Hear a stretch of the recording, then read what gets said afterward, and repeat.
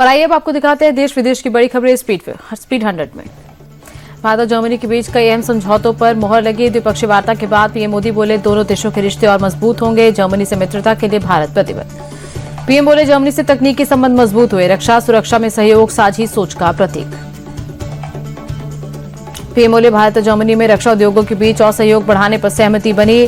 नए एमओयू से नई गति मिलेगी। पीएम मोदी और जर्मन चांसलर के बीच यूक्रेन और गाजा के मुद्दे पर भी बातचीत हुई। मोदी बोले समस्या का समाधान शांति से ही संभव। आतंकवाद को लेकर भी दोनों नेताओं के बीच वार्ता हुई। मोदी बोले आतंकवाद पूरी मानवता के लिए गंभीर खतरा, एकजुटता से आतंकवाद के खिलाफ लड़ना होगा। पीएम मोदी के साथ द्विपक्षीय वार्ता के बाद जर्मन चांसलर मर्ज बोले भारत जर्मनी के लिए एक पसंदीदा पार्टनर है। 2 दिन के भारत दौरे पर German chancellor Friedrich Merz Ahmedabad में दोनों नेताओं ने साबरमती आश्रम जाकर राष्ट्रपिता महात्मा गांधी को श्रद्धांजलि दी। जर्मन चांसलर मर्ज ने विजिटर बुक में हस्ताक्षर भी किए। पीएम मोदी ने मर्ज को पूरा आश्रम घुमाकर बापू के बारे में जानकारी दी। साबरमती आश्रम के बाद साबरमती रिवर फ्रंट पहुंचे पीएम मोदी और German chancellor international kite festival में शामिल हुए। पीएम मोदी और जर्मन चांसलर ने पतंग भी उड़ाई। सप्तरंगी पतंगों से भरा अहमदाबाद का आसमान।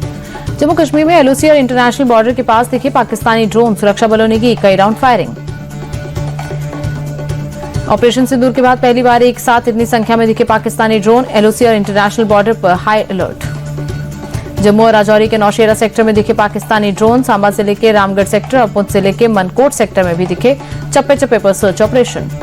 स्वामी विवेकानंद की जयंती पर पीएम मोदी ने ट्वीट कर श्रद्धांजलि दी। कहा उनका व्यक्तित्व विकसित भारत के संकल्प में निरंतर नई ऊर्जा का संचार करने वाला। स्वामी विवेकानंद की जयंती पर यूपी सीएम योगी ने ट्वीट कर नमन किया। बोले उनके विचारों ने सिद्ध किया कि हिंदू धर्म मानवता के उत्कर्ष का सर्वोच्च मार्गदर्शक है। हरियाणा सीएम सैनी गुरुग्राम पहुंचे। स्वामी विवेकानंद की प्रतिमा पर पुष्पांजलि अर्पित की। विवेकानंद की 164वीं जयंती है आज। गुरुग्राम पहुंचे बीजेपी के राष्ट्रीय कार्यकारी अध्यक्ष नितिन नबीन। सीएम नायब सिंह सैनी के साथ रोड शो किया। बड़ी संख्या में समर्थक शामिल हुए। इसरो का earth observation satellite mission Anvesha असफल। 3rd फेज के आखिरी चरण में तकनीकी खामी आई। PSLV C-62 रॉकेट तीसरे स्टेज में तय रास्ते से भटका। इसरो ने कहा हम डेटा का विश्लेषण कर रहे। ईडी रेड मामले में सुप्रीम कोर्ट में एक और रिट पिटीशन। ईडी ने बंगाल सरकार और सीएम ममता के खिलाफ अर्जी दी। छापेमारी में बाधा डालने समेत कई गंभीर आरोप। केंद्रीय मंत्री गिरिराज सिंह ने पश्चिम बंगाल सरकार को आतंकी सरकार बताया। बोले इस बार ममता बनर्जी की सरकार का ध्वस्त होना तय है। गिरिराज सिंह बोले बीजेपी बंगाल में लोकतंत्र स्थापित करेगी। बंगाल से हम बांग्लादेशी घुसपैठियों को चुन चुनकर निकालेंगे। बंगाल में नेता विपक्ष शुवेंदु अधिकारी पर हुए हमले को लेकर गृह मंत्रालय गंभीर। पूरे मामले की डिटेल्ड रिपोर्ट मांगी गई। शुवेंदु अधिकारी पर हमले को लेकर बीजेपी आग बबूला। रविशंकर प्रसाद बोले बंगाल में दीदी के इशारे पर खुलेआम गुंडाराज। आरोपियों को बचाने में लगी पुलिस।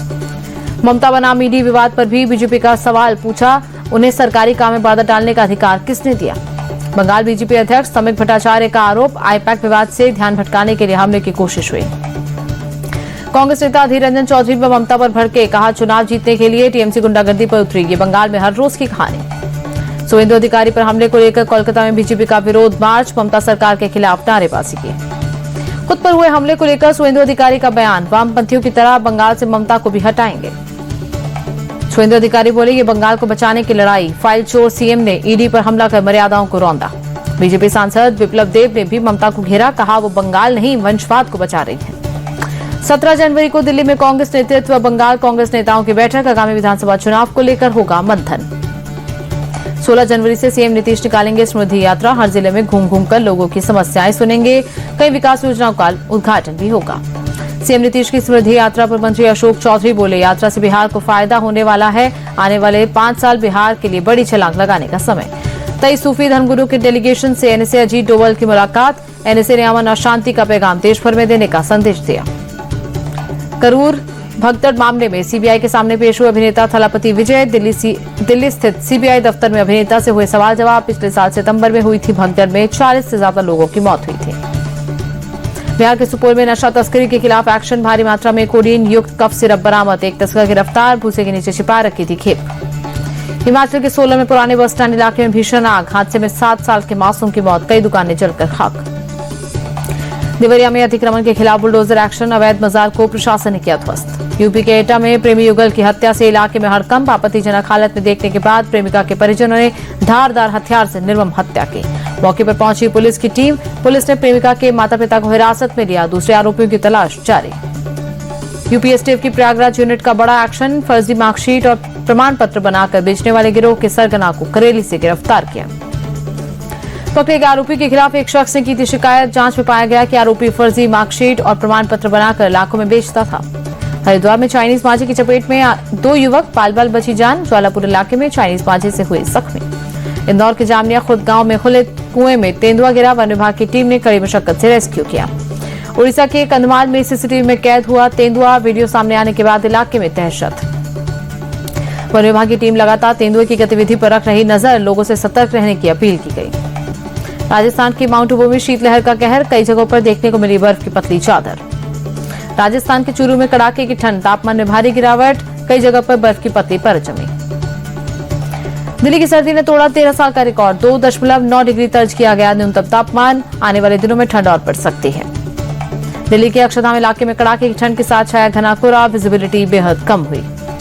दिल्ली के सराय कालेखां में भी शीतलहर के साथ कोहरे का प्रकोप, ड्रोन तस्वीरें सामने आई। घने कोहरे के चलते ट्रैफिक बाधित हुआ।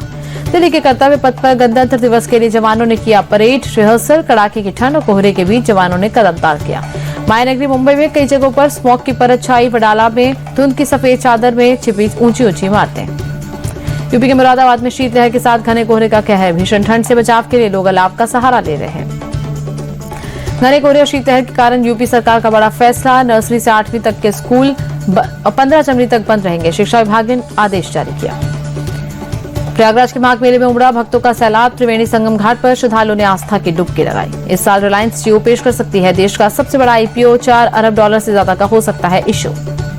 एचडीएफसी बैंक की मार्केट वैल्यू 96,153 करोड़ रुपए घटी। गिरावट के साथ कंपनी की वैल्यू 14.44 लाख करोड़ रुपए हुई। तीसरी तिमाही में डीमार्ट को 856 करोड़ का मुनाफा। रेवेन्यू 13% से बढ़कर 18,100 करोड़ रुपए हुआ। एनएसई आईपीओ को इस महीने मिल सकता है सेबी से अप्रूवल। करीब 10 साल से अटका है देश के सबसे बड़े स्टॉक एक्सचेंज का पब्लिक इशू। 13 जनवरी से खुलेगा अमाकी मीडिया लैब्स का आईपीओ। इशू के जरिए 1,788 करोड़ रुपए जुटाने का प्लान। बेंगलुरु में खुलेगा टेस्ला का चौथा शोरूम। दिल्ली, मुंबई, गुरुग्राम के बाद अब कर्नाटक में एक्सपेंशन। डोनाल्ड ट्रंप ने ईरान को फिर धमकी दी। बोले ईरान ने रेड लाइन क्रॉस की, अगर हमला किया तो अंजाम भुगतना पड़ेगा। राष्ट्रपति ट्रंप बोले हमारे पास हमले के लिए मजबूत विकल्प है, ऐसा टारगेट चुनेंगे वो यकीन नहीं कर पाएंगे। वडोदरा वनडे में भारत की 4 विकेट से जीत। न्यूजीलैंड को पहले वनडे में हराया। भारत को जीत के लिए मिला था 301 रनों का लक्ष्य। न्यूजीलैंड के खिलाफ नर्वस 90s का शिकार हुए विराट कोहली 93 रन पर गिरा। विराट का विकेट। इंटरनेशनल क्रिकेट में विराट ने 28,000 रन पूरे किए। कुमार संगकारा को पीछे छोड़ा। वडोदरा में विराट कोहली ने रचा इतिहास। भारत के लिए सबसे ज्यादा वनडे खेलने के मामले में सौरव गांगुली से निकले आगे। विराट ने खेला 309वां वनडे मैच।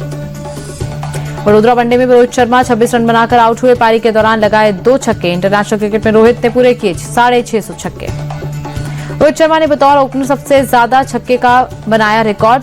रोहित ने 329 छक्के लगाए। वेस्टइंडीज के क्रिस गेल को पीछे छोड़ा। टीम इंडिया के कप्तान शुभमन गिल ने न्यूजीलैंड के खिलाफ खेली 56 रन की पारी। वनडे करियर का लगाया 16वां अर्धशतक। श्रेयस अय्यर ने न्यूजीलैंड के खिलाफ खेली 49 रन की पारी। अर्धशतक से चूक के काइल जेमिसन ने लिया श्रेयस अय्यर का विकेट। भारतीय ऑलराउंडर वाशिंगटन सुंदर के मांसपेशियों में खिंचाव। न्यूजीलैंड की पारी के दौरान मैच के बीच में गए बाहर। कप्तान शुभमन गिल बोले वाशिंगटन सुंदर का किया जाएगा स्कैन। न्यूजीलैंड की टीम ने पहले खेलते हुए 8 विकेट खोकर 300 रन बनाए। टीम इंडिया के लिए मोहम्मद सिराज, हर्षित राणा और प्रसिद्ध कृष्णा ने 2-2 विकेट लिए। डेवॉन कॉनवे ने वडोदरा वनडे में खेली 56 रन की पारी। वनडे करियर का लगाया 6वां अर्धशतक। भारत के खिलाफ पहला अर्धशतक लगाया।